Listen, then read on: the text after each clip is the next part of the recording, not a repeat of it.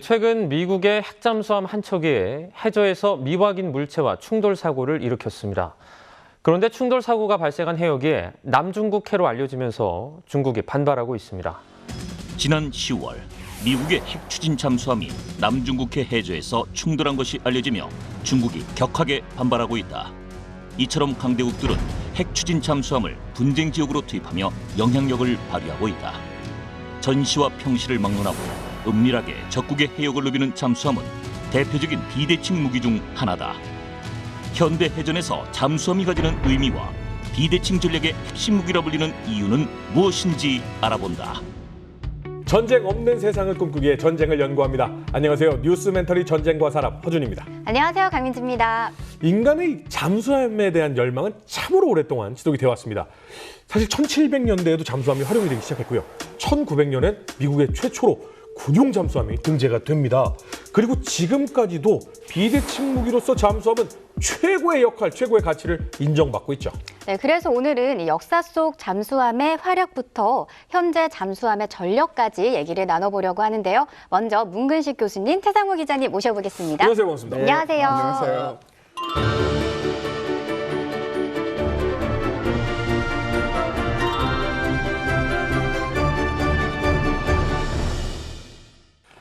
저희가 잠수함 하면 약간 끌어오르는 게 또 있거든요. 예.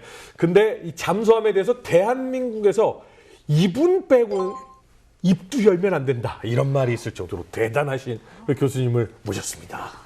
시작부터 너무 기합을 많이 주시는데 어, 그렇게 하면 쑥스럽습니다. 아닙니다, 아닙니다. 교수님이 지금 해군 사관학교를 졸업하시고요. 네. 해군 32년의 생활을 마치시며 해군 대령으로 전역을 하셨는데요. 이 32년 중 무려 22년을 잠수함과 관련된 분야에서 근무를 하셨다고 합니다. 잠수함 바보 아니에요? 잠수함 이 정도면 천재를 넘어선 만재 아닌가요? 그래서 제가 이제 전역 직전 2012년부터 국방일보에서 이제 글을 써라 잠수함에 관해서 그래서 문근식의 잠수함 세계를 2년 동안 연재를 했어요. 참으로 행운이었죠, 행운. 처음에는 두려워했는데 쭉 쓰다 보니까는 전문가가 뭘까 여러 가지 정의가 나와요. 뭐 10년 동안 매일 4시간씩 해라 뭐 이런 것도 있고 그런데 제가 볼 땐 전문가는 어려운 걸 쉽게 설명하는 사람이 전문가다. 저는 그렇게 정의를 내렸어요. 그러면 오늘 잠수함에 대해서 무지하게 쉽게 설명을 해주실 준비가 되어 있는 거죠? 그러면 이해할 때까지 설명할게요. 오늘 녹화 시간 길어지겠는데요. 또 우리의 가슴을 약간 웅장하게 만들어주잖아요. 해군 최초 잠수함 장보고함.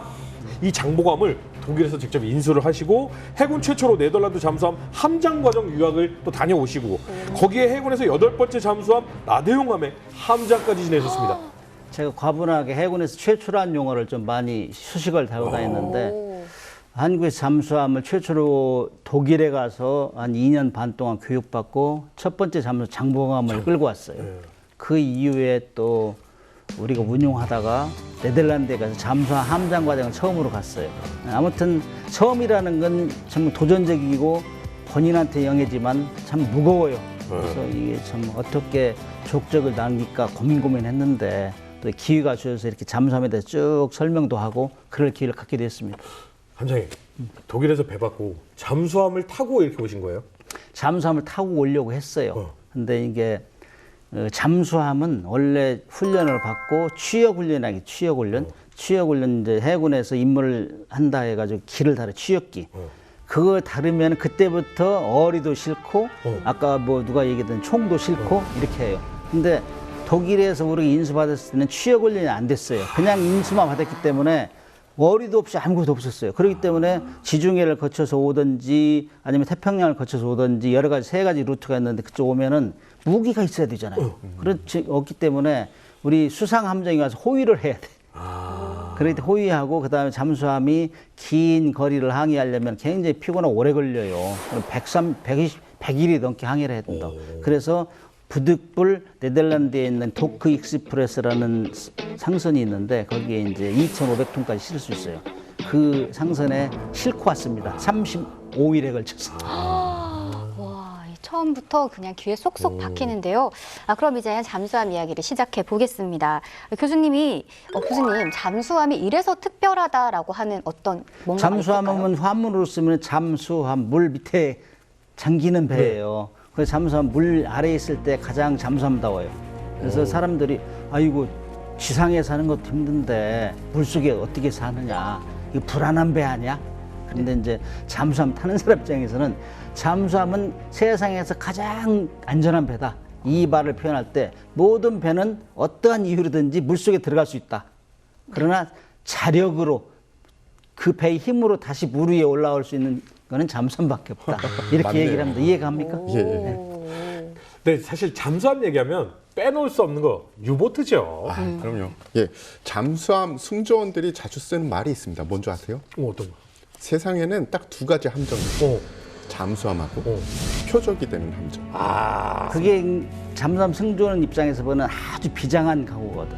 나 위에는 다 쓸어야 된다. 그러니까 정확하게 100% 공격에서 격침시키겠다.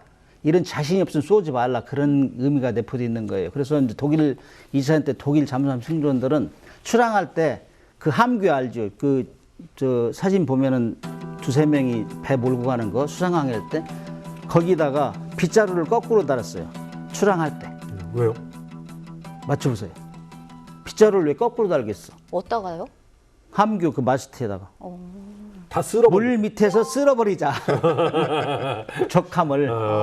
그다음에 돌아올 때, 함구에 돌아올 때는 거기에다가 격침된 함정이 숫자에 따라서 깃발을 꽂아요. 깃발을. 그러니까 얼마나 들어올 때 깃발이 몇 개 안 되는 함장은 그 사령관한테 죄송스럽지. 스트레스 엄청 받았어요. 1차 세계대전 때부터 이 독일의 잠수함들은 전략적인 효율성을 가치를 인정을 받았습니다. 그런데 2차 세계대전이 발발을 하니까 독일 유보트가 너무 이거는 확실한 국가 전략적인 무기다라고 된 거죠. 교수님, 근데 이 2차 대전은 유보트가 유명하지만 그 이후에도 잠수함들은 엄청 많이 운용이 되고 전투를 했죠. 그렇죠. 2차 대전까지 가장 그 유보트가 활약한 거는 전쟁의 양상을 바꿨다. 2차 대전 잠수함이 나타나기 전까지 수상하면서 포 쏘고 가서 들이받고 이렇게 전쟁을 했어요. 아시잖아요. 범선 시대에 뭐 이런데 2차 대전 때 잠수함이 물속에서 하니까 물 아래, 물 위, 그 다음에 항공기가 나타났어요 또. 네. 입체전 양상으로 바뀌었지. 잠수함 때문에. 잠수함을 잡기. 그래서 2차 대전까지는 독일의 유보트 또 뭐 그 태평양 해전에서는 일본 미국의 잠수함들이 수많은 선박을 격침시키면서 그야말로 해전의 영웅으로 등장을 했어요. 왜냐 가성비가 좋았어. 잠수함 한 척에 수상하면 24척 정도. 싸움. 그러니까 한 척 갈았는데 수상하면 24척 가고. 2차 때는 한 척에 3.5척. 2차 때는 줄었죠. 줄었네. 왜 그러냐면은 2차 때는 항공모함이 생기고 항공기가 발달한 거예요. 레이더. 그래서 항공기에서 2차 대전 잠수함은 주로 이 배터리 용량이 축전지 용량이 작아가지고 물 속에 있다가 계속 작전하는 게 아니고 수상에 항해하다가 적이 오면은 물 속에 잠깐 들어가 숨어서 공격하고 이랬단 말이죠. 그래 그런 한계가 있었기 때문에 수상 항해할 때 항공기가 발달하니까 항공기에 다 격침된 거예요. 그래서 2차 대전 말경에는 유보트가 항공기에서 56% 격침당했어요. 그래서 이 2차 대전까지 2차 년 동안에 승조원, 잠수함 승조원 태평양하고 독일 한 5만 명 정도 되었는데 죽은 사람이 그 사람들이 정말 유언장은 다 안 썼지만은 유언하다시피 한 게 이제는 도대체 수상에 올라가지 않는 잠수함을 만들어 달라. 유언이에요, 유언. 올라가면 죽으니까. 그래서 이제 축전 용량 키우고 그다음에 막 물속에서 오래 있는 잠수함 만들다가 만들기는 어느 정도 만들었는데 전쟁이 끝나버렸어요. 근데 사실 이 잠수함이 이렇듯 좀 무서운 면이 있기 때문에 이 지금 국제법상으로는 상대 영해의 이 몇 마일 안으로는 들어가면 안 되는데 들어가서 많이 첩보 활동도 했죠. 그렇죠. 잠수함의 특징은 전 평시를 막론하고 적 해역을 자기 마음대로 넘나들 수 있는 게 유일한 전력이 잠수함이에요. 맞죠? 네. 잠수함은 원래 이 음탕기를 가지고 활동하잖아요. 음침한 물속에서 이제 하기 때문에 상대를 염탐하는 게 이 주 임무예요. 염탐하다가 마음에 안 들으면 격침시키는 거지. 그렇기 때문에 숨어서 활동하는데 국제법상에서 잠수함은 영해 12해리, 그러니까 23km 이내에 들어오면은 수상항해를 되겠어요. 근데 실질적으로 그렇게 하면 정보 수집이 안 되잖아요. 그래서 지금 이 시간에도 미국이나 러시아는 영해 3마일까지 들어가서 사진 찍고 어느 배가 가느냐 이렇게 확인하고 음파 녹음하고 그래요.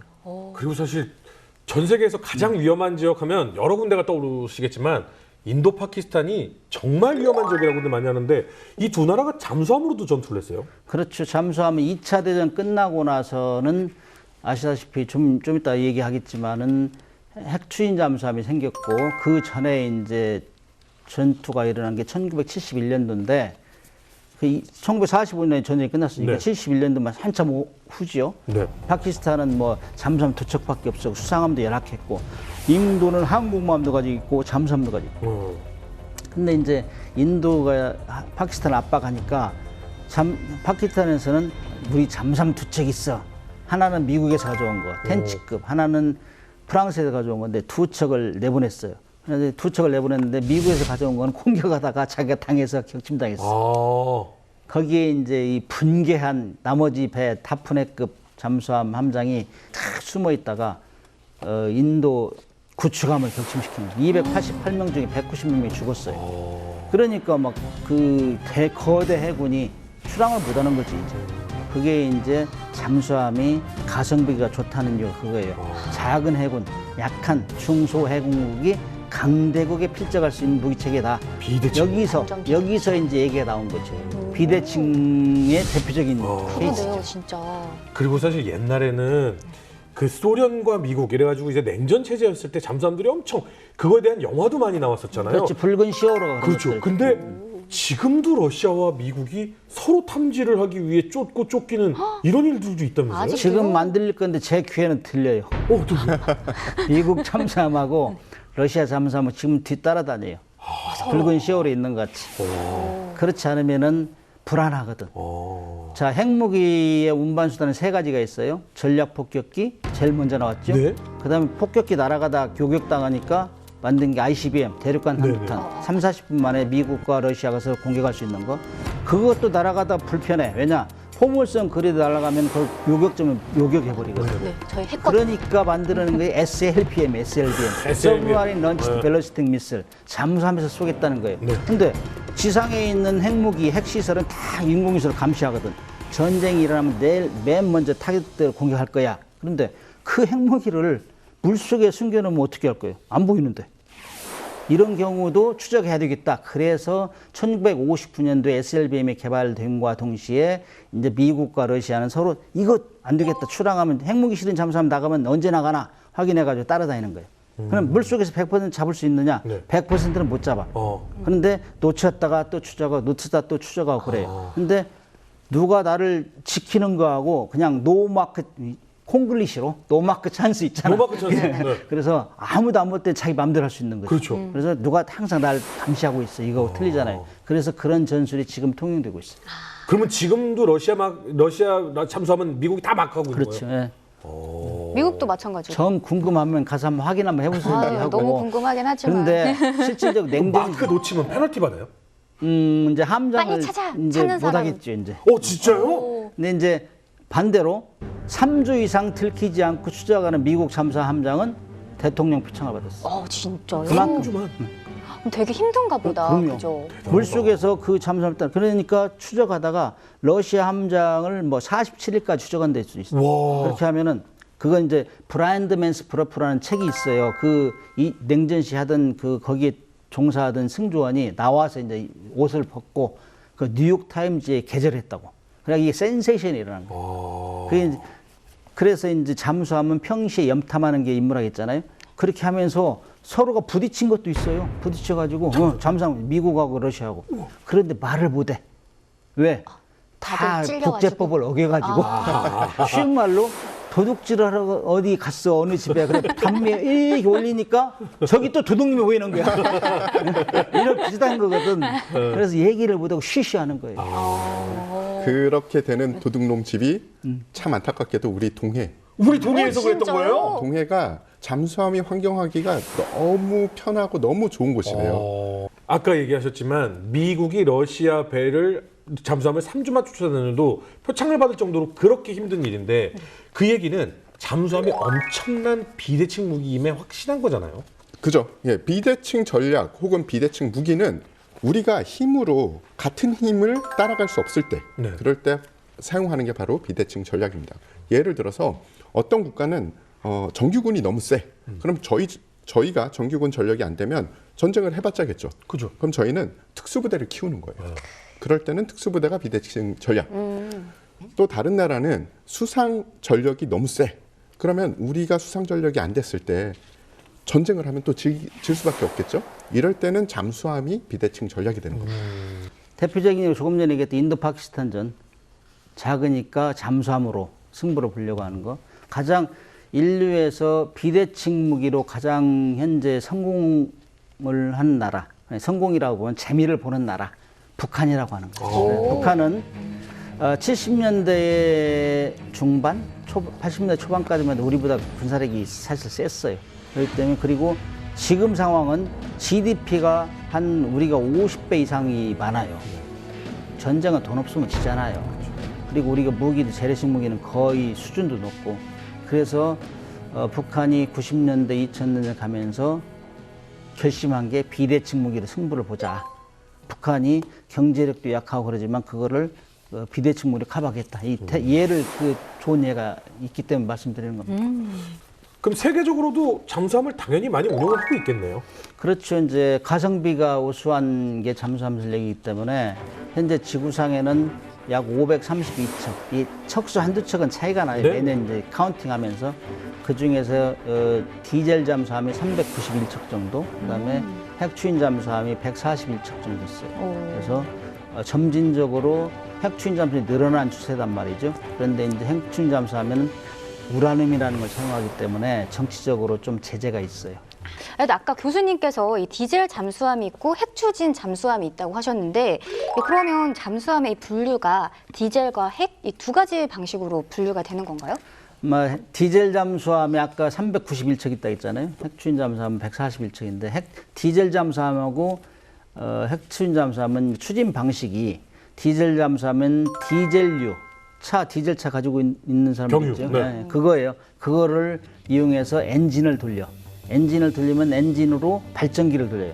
발전기를 돌리면 발전기 전기가 나오잖아요. 그러면 그걸 축전지, 사람 몸만한 축전지가 엄청 많아요. 4분의 1이에요. 그 정도로 해가지고 전동기를 돌려서 프로펠러를 돌려서 이게 하는 게 디젤 잠수함인데 디젤 잠수함은 엔진을 돌리려면 흡입 압축 폭발 배기 알죠? 네. 실과 시간에 나온 거. 기술과 산업 시간. 네, 그것 때문에 공기가 필요해요. 그러니까 물속에 들어가면 할 수가 없죠. 그래서 수상항해 할 때 이 엔진을 돌려서 충전해서 물속에서는 충전인지로 가요. 우리 뭐 전기 면도기도 있잖아요. 그렇게 충전 다 쓰면은 또 올라와야 돼. 충전하러. 그렇기 때문에 그거를 지금도 하루에 2-3번은 올라와서 충전하는데 전체를 다 물 위에 올리면은 들통나잖아요. 네. 걸리잖아요. 네. 원산 앞에 가면 걸릴 거 아니에요. 그래서 스노콜이라는 한 1m 정도 그 공기통을 올려요. 그것만. 해녀들이 마침 이렇게 하는 것 같이. 그렇게 해서 스노클을 한다. 그렇게 함에도 불구하고 그 스노클 마스도 쇳덩어리거든. 그것이 정확히 그 방향을 하면 50km에서 잡아내요. 와. 그렇기 때문에 불안하지. 그게 디젤 잠수함. 우리 많은 국가가 디젤 잠수함 가지고 있지만은 이런 약점은 어쩔 수 없어요. 태생적 한계라 얘기하는데 그것이 불만이기 때문에 부족하기 때문에 이제 물속에서 무제한 작전하는 잠수함. 아까 얘기했잖아요. 이사연 때 승조원들이 이제 물 위에 안 올라가는 잠수함 만들어줘. 이 잠수함 핵추인 잠수함. 핵추인 잠수함은 원자로를 돌려요. 우라늄을 사용해서.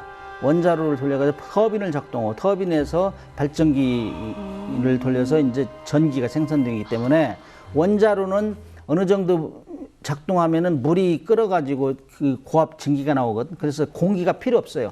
그래서 무제한 작동한. 그래서 승조원의 체력과 식량만 있으면 무제한 물속에 작전할 수 있어요. 그건 사람이 피곤해서 못하지 그 정도.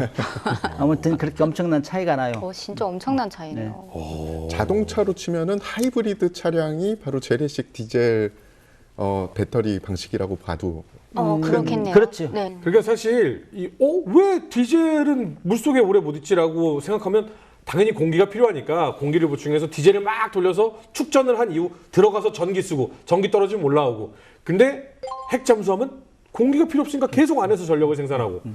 그럼 혹시 디젤과 핵잠수함이 붙은 적도 있어요? 사실 물속에서 잠수함끼리 전투한 사례는 없어요.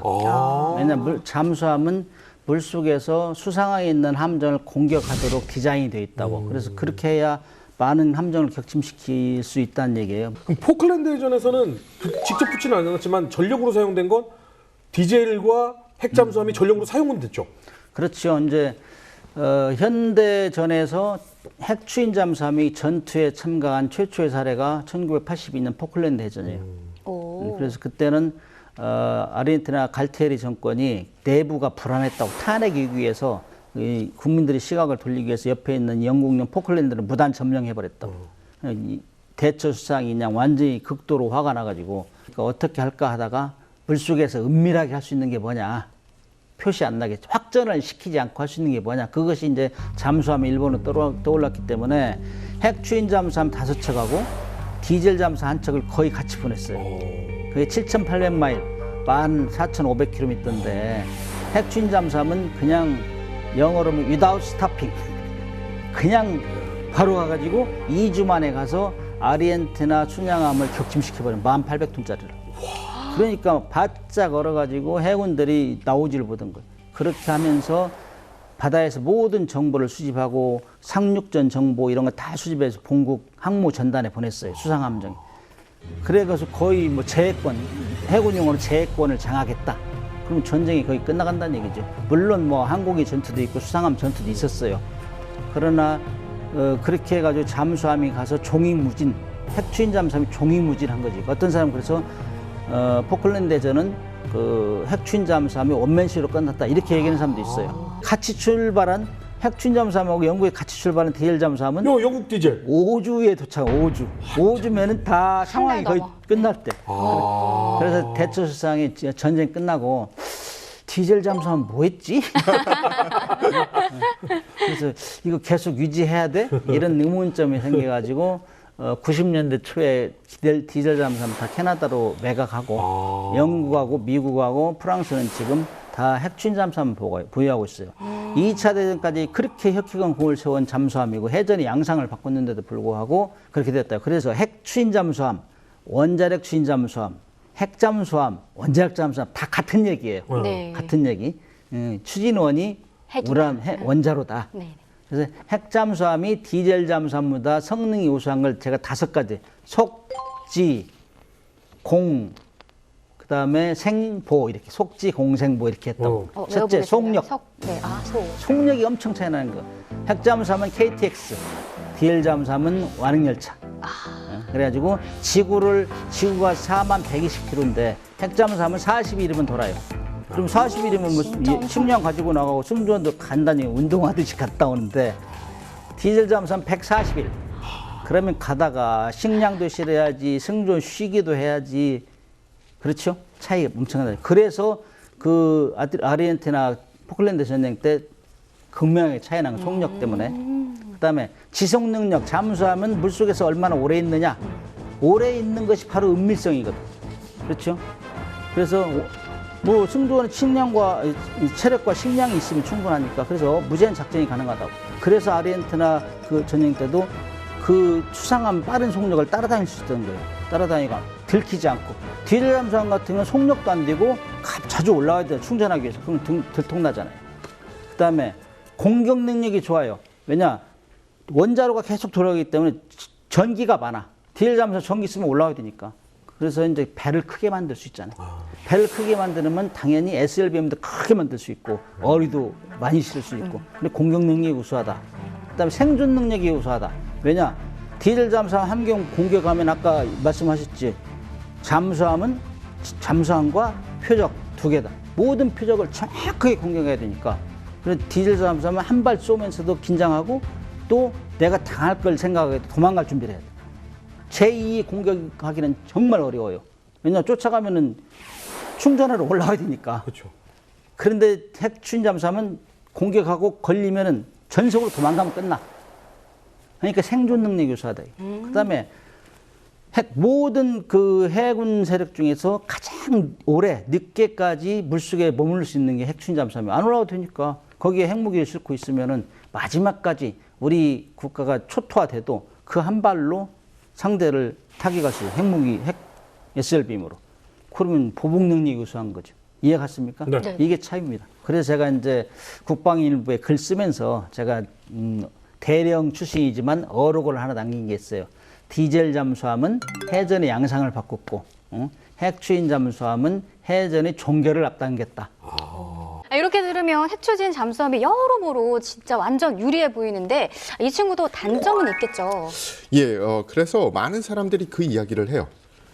핵 잠수함은 태생상, 이 동력의 체계상 소음이 좀 심하다. 재래식 잠수함에 비해서. 그런데 그게 과연 그럴까라고 생각을 해서 좀 조사를 해봤습니다. 네. 각국의 정보기관에서 핵 잠수함이 내는 소음이 이 평균 어느 정도인지 그런 조사를 했나 봐요. 대부분 35데시벨에서 40데시벨 정도래요. 그런데 이게 정확한 정보냐? 아닐 겁니다. 왜냐? 핵 잠수함의 모든 사항은 극비예요. 오. 예, 그러니까 이게 그냥 떠도는 얘기지만 비슷할 거라고 생각을 하면 되고요. 그러면은 재래식 잠수함이 아주 조용히 작전할 때보다 시끄러운 건 사실이에요. 왜냐? 아까 말씀드렸듯이 이 동력 체계 자체가 뭐 예, 원자로도 돌리고 냉각수도 돌리고 이거를 껐다 켰다 하기가 좀 어려운 체계거든요.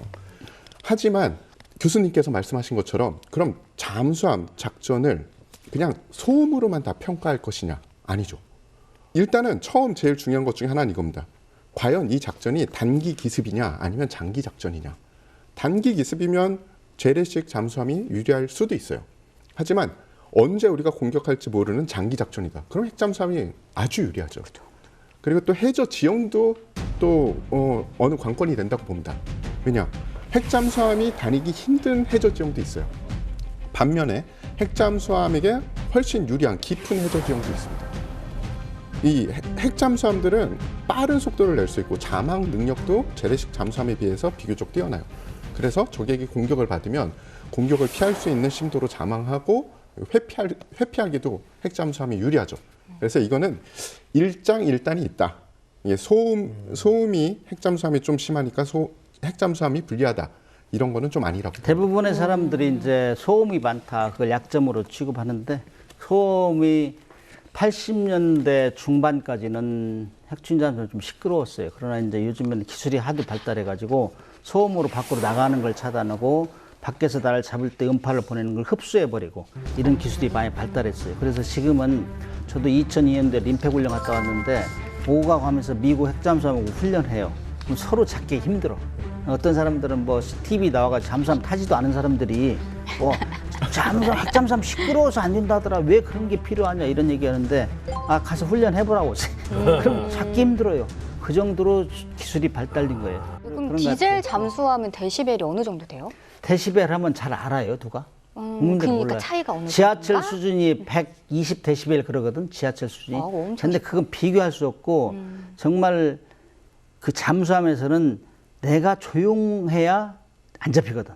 그래서 가급적이면 소음을 낮추는 디자인의 그 수준이 소음을 낮추는 수준이에요.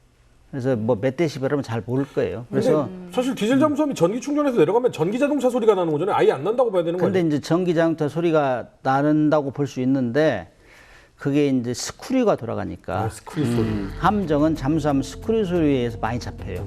스크류가 노이즈가 제일 크고 그다음에 우리가 전화하면은 허준 씨 같은 경우는 딱 한 번에 알아보잖아요. 웅한 소리가 목소리가 잠수함도 다 음문이라고 있어요. 어느 배가 출항하면은 그 배 무슨 소리가 들면 저건 무슨 배야? 러시아의 아쿨라급이야. 이런 거를 평소에 다 녹음을 해요. 그래서 전평시 왜 적 해역을 들락거리느냐 그런 정보를 수집하기 위해서는 그래야 전쟁이 일어나면은 빠른 시간 내에 저기 적이냐 아니냐 분별할 거 아니에요.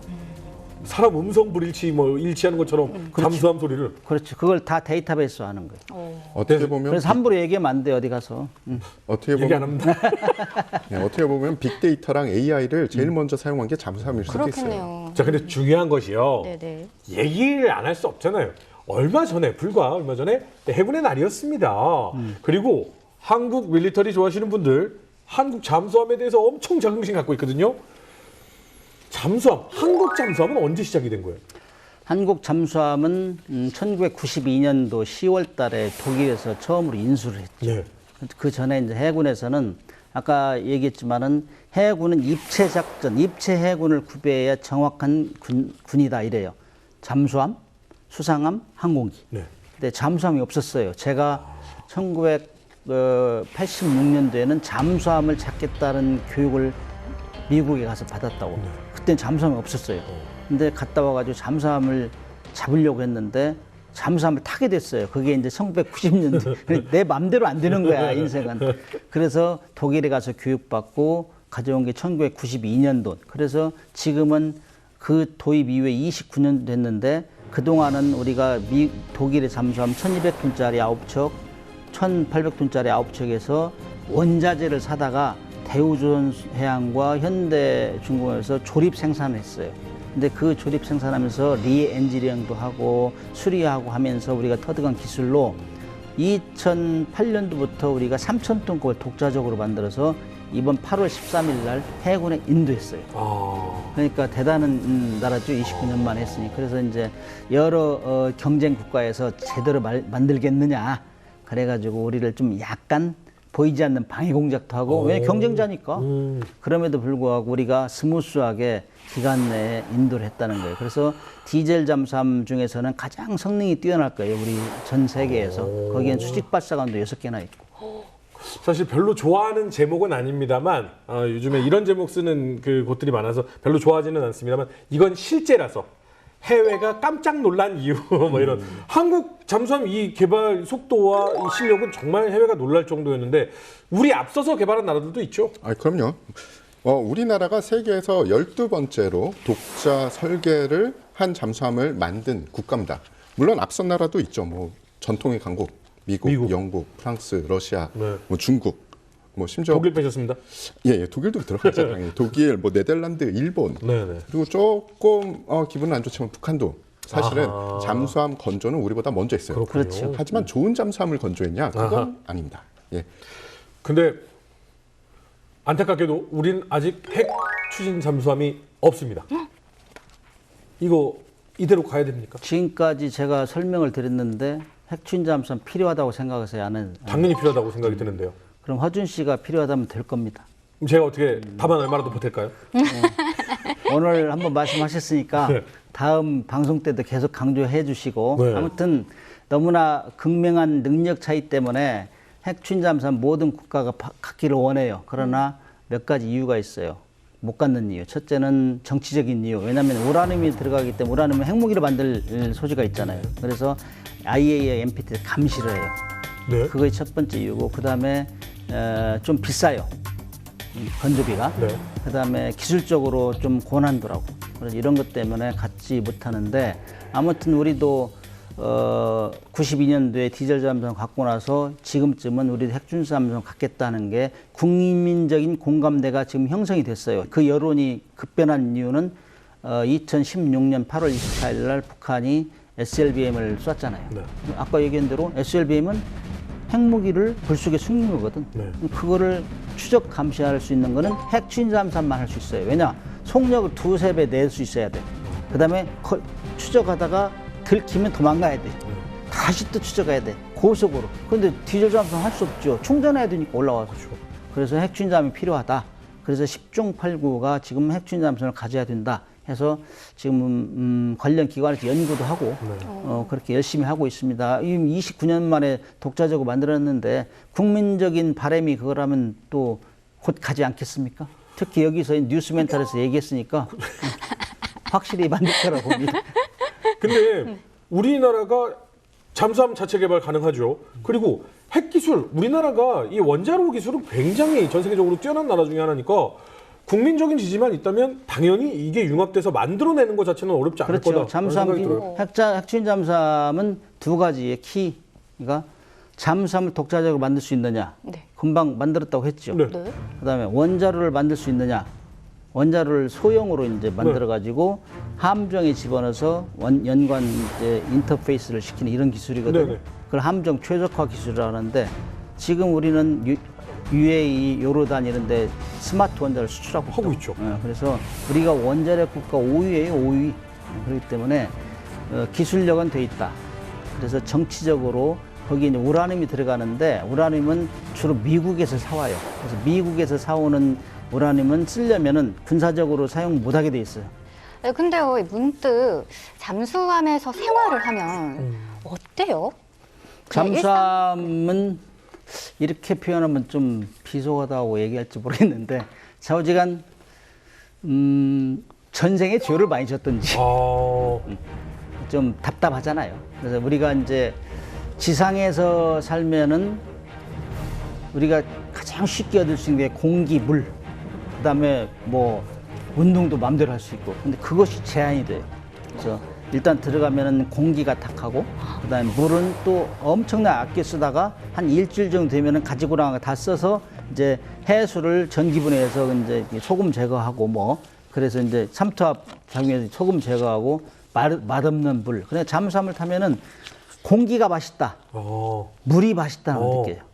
그게 이제 굉장히 제한된 거고, 그다음에 이제 잠수함 내에서는 공기가 탁해서 공기를 이산화탄소, 산소, 수소 세 가지를 관리를 해요. 그걸 대기 관리 그래. 공기 지금 우리가 얘기한 여기에는 공기가 21% 있어요. 저 산소가. 근데 잠수함에서는 18에서 21%를 유지해. 레귤레이션 해준다고. 왜냐? 공기 산소를 많이 호흡하면은 줄어들잖아요. 그러면 가지고 간 산소를 풀어줘요. 그다음에 이산화탄소 우리 얘기하고 막 움직이고 그러면 이산화탄소 나오잖아요. 그게 2% 되면은 시름시름 막 머리가 띵하고 그래요. 그래서 0.5에서 1%로 만들어준다고. 근데 그 공기를 정화시키는 그 산화제 값이 기름값보다 더 비싸요. 3배 정도. 그다음에 디젤 잠수함 같은 경우에 축전지 충전하면 거기서 수소가스가 발생해요. 수소가스가 일반 공기 중에 2% 이상 되면은 폭발할 염려가 있어요. 특히 2% 이상만 되면은 그 우리 독일 가서 교육받을 때 보면은 사례가 있었대요. 2%가 찼는데 배에서 충전하다가 밖에서 온 전화를 들은 거예요. 전화. 따르릉 하더니 이렇게 스파크. 거기에 폭발한 거야. 그 정도로 민감한. 그래서 세 가지는 철저히 관리해요. 그래서 대기 관리를 해야 되고, 그다음에 운동 같은 경우는 저 탔던 배는 1200톤짜리이기 때문에 하루에 500m 정도밖에 못 걸어요. 그래서 운동이 부족해. 지금은 이제 3000톤급 안창호함도 나왔기 때문에 거기는 자기 침대도 있대요. 우리 때는 함장 침대는 있었는데 3명이 2개의 침대를 쓸 수밖에 없어요. 그래서 핫벙킹 그래 영어로. 이 당직자가 교대를 하려면 자고 있던 사람 깨워야 되잖아. 그럼 깨우면은 나가면 거기가 따뜻하단 말이죠. 거기에 쏙 들어가. 그걸 핫벙킹 그런다고. 세 명이 2개를 썼는데 지금 이번에 새로 나온 그 안창호함은 1인당 침대 하나씩 있다고 하더라. 축하할 일이지. 신교대인데 침대는 2개니 나간 사람은 침대가 필요 없으니 돌아가면서 침대를 쓴다. 정말 열악했네. 그런 것들. 그다음에 물이 부족하고 그러기 때문에 뭐 물 아껴 쓰라 해가지고 뭐 저 하와이 가고 왔다 갔다 했더니 함장이 수영기리기다 해가지고 막 그 산적같이 해가지고 물 아낀다고 그러니까 상도 주고 그랬어요. 그런 것들이 이제 에피소드죠. 정신적으로 이 영화 같은 데 보면 너무 좁고 공기도 많이 부족하고 물도 별로 부족하고 하니까 정신적으로 굉장히 견디기 힘들어하는 승무원들도 많잖아요. 그래서 이제 정신 관리도 해요. 그래서 이제 승조원 뽑을 때는 좀 그런 거 보지요. 왜냐면 그 교육 과정 중에 잘 공부를 했느냐, 그다음 문제는 일으키지 않느냐 인성을 봐요. 그렇지 않고 뭐 빚지고 많이 돌아다니는 사람, 뭐 이런 사람들, 문제 일으킨 사람, 싸운 사람 이런 사람들은 좀 보죠. 그렇지 않으면은 견디지 못하니까 오랫동안. 잠수함 승조원들은 좀 자부심이 있겠네요. 그래서 누구나 잠수함 타면은 나는 잠수함 안 탈 것이다. 옛날에 해병대에서 그랬잖아요. 누구나 해병대에 가면 나는 해병대에 지원하지 않아. 비슷한 얘기예요. 그래서 잠수함 승조는 고생을 같이 하기 때문에 어느 나라 국가 잠수함 승조원끼리 어디에서 만나도 참 5분이면 친해져요. 5분이면. 그게 이제 서브마린 커뮤니티라고 그러거든요. 네, 오늘 이렇게 잠수함의 역사와 변화 과정에 대해서 들어봤는데요. 그럼 이제 앞으로 우리나라 해군이 가야 할 길을, 해군 잠수함대가 가야 할 길은 무엇일까요? 자, 이제 잠수함은 가성비가 좋은 함정이다.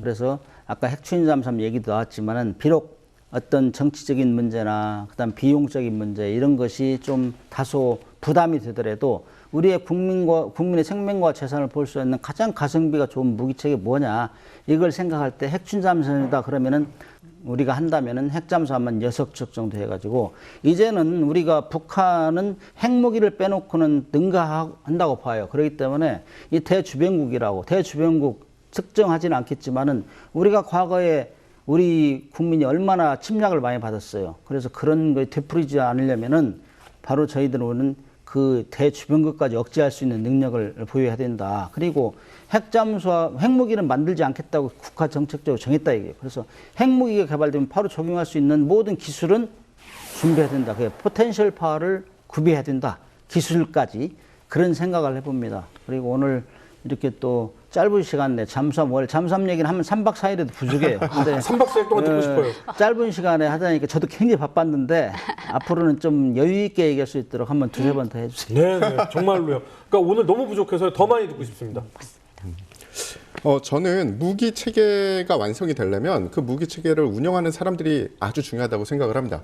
그래서 재래식 잠수함, 최신형 재래식 잠수함을 운영하는 것도 중요하고, 뭐 기회가 된다면 혹은 뭐 여유가 있다면 핵 잠수함을 운영하는 것도 중요하지만, 제가 진짜 신경 쓰고 그리고 우리 국민들도 신경 써야 되는 사람들이 바로 잠수함을 운영하는 사람들이에요. 잠수함을 운영하는 사람들은 그 아무나가 아니거든요. 그래서 물론 지금까지도 군에서 잘 해오셨겠지만 앞으로도 그 잠수함 승조원 분들한테 좀 더 많이 관심을 갖고 지원을 해줬으면 좋겠습니다. 네, 우리나라는 핵추진 잠수함 건조 능력을 보유하고 있습니다. 어서 빨리 우리나라의 핵추진 잠수함 소식이 빨리 들려왔으면 좋겠습니다. 자주국방에 대해서 제가 항상 얘기를 많이 해서 자주국방입시다 뭐 이런 얘기 많이들 들어왔었는데 역사, 전쟁, 뭐 밀리터리 제가 진행 MC를 봐오면서 바뀌지 않는 사실이 있더라고요. 자주국방을 못한 나라는 역사상 단 한 국가도 살아남은 국가가 없습니다.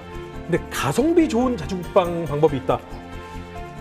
선택은 우리들의 몫이 아닐까라는 생각이 듭니다. 다음 시간에는 조금 더 흥미로운 주제로 돌아오도록 하겠습니다. 여러분 감사합니다. 감사합니다.